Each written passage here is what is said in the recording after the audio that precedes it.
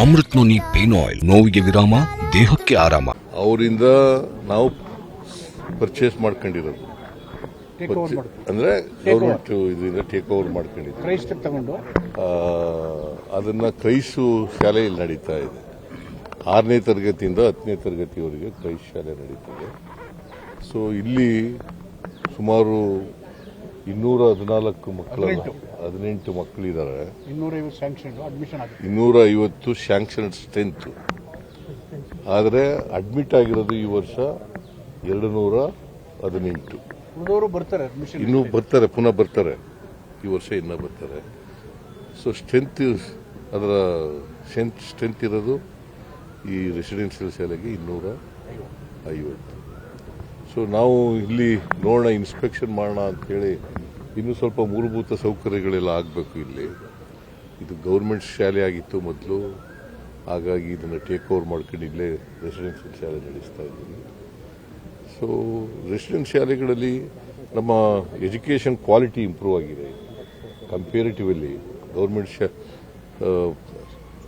ಬೇರೆ ಶಾಲೆಗಳಿಗಿಂತ ರೆಸಿಡೆನ್ಷಿಯಲ್ ಶಾಲೆಗಳಲ್ಲಿ quality improve ಆಗಿದೆ.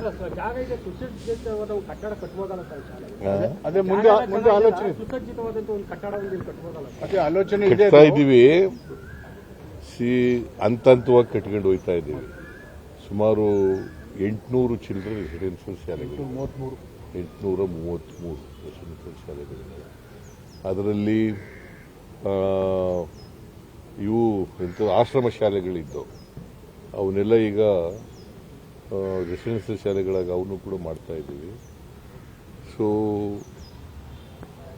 ಊಟ ಮತ್ತು ತಿಂಡಿ ಇಲ್ಲಿ ವಾಸ ಮಾಡಲಿಕ್ಕೆ ಎಲ್ಲ ಮಾಡಿಕೊಡ್ತಾ ಇದ್ದೀವಿ. ಮತ್ತು ಕೋಚಿಂಗ್ ಕೊಡ್ತೀವಿ. ಯಾವುದರಲ್ಲಿ ವೀಕ್ ಇರ್ತಾರೆ, ಸಾಮಾನ್ಯವಾಗಿ ಇಂಗ್ಲೀಷು, ಸೈನ್ಸು, ಮ್ಯಾಥ್ಸ್ನಲ್ಲಿ ವೀಕ್ ಇರ್ತಾರೆ, ಅದರಲ್ಲಿ ಕೋಚಿಂಗ್ ಕೊಡ್ತಕ್ಕಂಥ ಕೆಲಸ.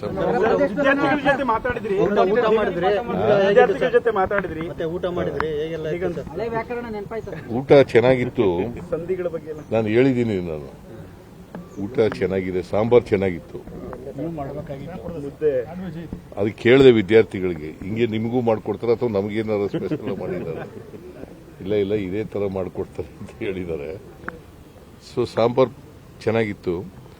ನಾನು ಹೇಳಿದ್ದೀನಿ ಅವರಿಗೆ, ಅಡಿಗೆ ಮಾಡೋರಿಗೆ, ಇನ್ನೂ ಸ್ವಲ್ಪ ಮುದ್ದೆ ಚೆನ್ನಾಗಿ ಬೇಯಿಸಿ, ಅನ್ನ ಚೆನ್ನಾಗಿ ಬೇಯಿಸಿ ಅಂತ ಹೇಳಿದ್ದೀನಿ.